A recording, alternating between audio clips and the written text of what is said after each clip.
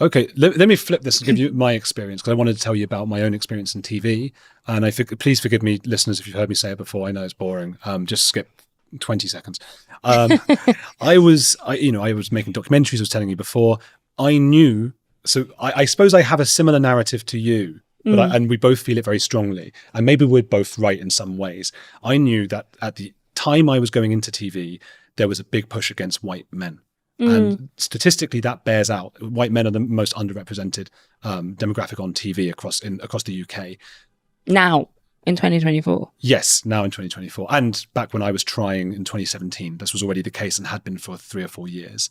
I'm not denying that. You're saying you're underrepresented. White men demographically, as in, say, white men. I don't know the numbers to mind, but let's say it's like they make up 40% of society in the UK.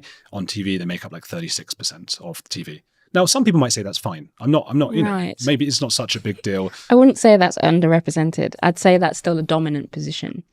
It means per person, there are fewer of them on TV. Right. But you're still dominant, though. You're still more than anyone else. That's true, but it means that the chance of a white man getting into TV from the stats is less likely if you take one individual man, just mathematically. Whereas black people, for example, are significantly overrepresented and have been for some time on TV. Now, again, you can argue that's a good thing. I'm not here to say, oh no, I'm not one of those people I'm turning on the TV. Who are all these people of different ethnicity? Absolutely fine. But my own experience was I knew that was going to be hard. And as you know, because of that, I went around the world. I lived in 6 different countries and I worked just like you did. I worked extremely hard to make sure I was the best of the best. I had to be, because there was no way they were going to, because of the past, because there was a Louis Theroux and a Jeremy Clarkson and all of these people, they didn't want any more young people. And that's been going on for 10, 15, 20 years. So I made a documentary about exorcism, made it entirely myself with my friend David. I had to learn how to edit. No one does that at the BBC. Just the 2 of us made a documentary, gave it to the BBC. They screwed us, hardly gave us any money. It won festival awards, won loads of awards, all these different kinds of things. And then when I went back to the BBC and all the production companies, they all said to me, we like your ideas for future documentaries, but you're going to have to be off screen and we're going to have to put someone else in your place who is from a minority background. And that experience is happening to white men that have got in touch with me all around the country.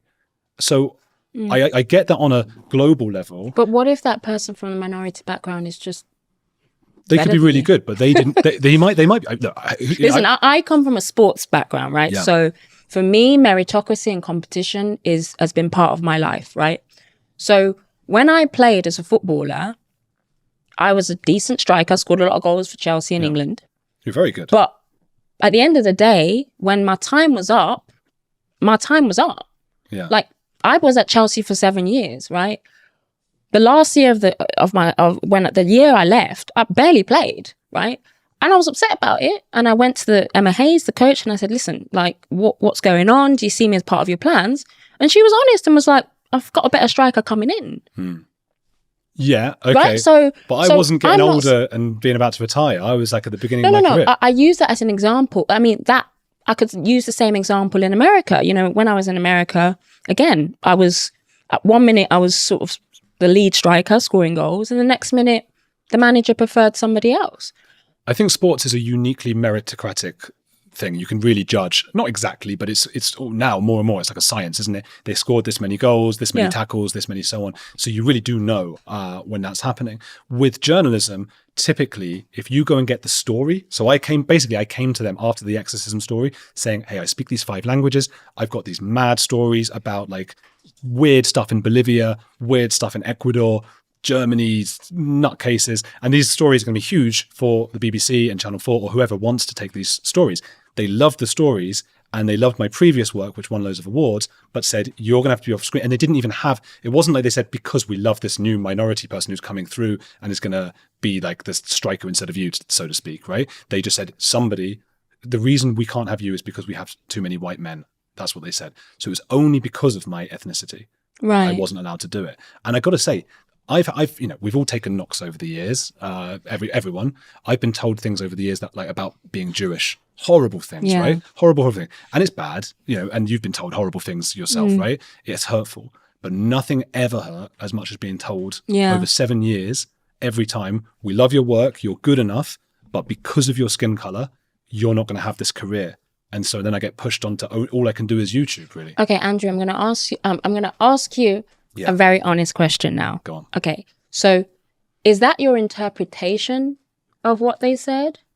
Or is that written down as an email as what they said? They would never write it in an email. But you see... Are you saying you don't believe me? No. I'm asking you because I find it very hard to believe. Either way, like if someone said that to me, that would be racist, right? Mm-hmm. And to me? It's same. Okay. But what I'm saying to you is that we're now talking about employment here, right? And you're saying the only reason you didn't get that opportunity is because of the color of your skin, right? Now, that's a pretty, difficult thing, and I appreciate that because I know how that feels to lose out on something. I mean, I lost my England career for standing up for racism, right? And it's the most painful thing. But I had hard evidence that was the case, right? But for a long time, people didn't believe you. Because it's not easy to prove, is it? A little while, people didn't believe me.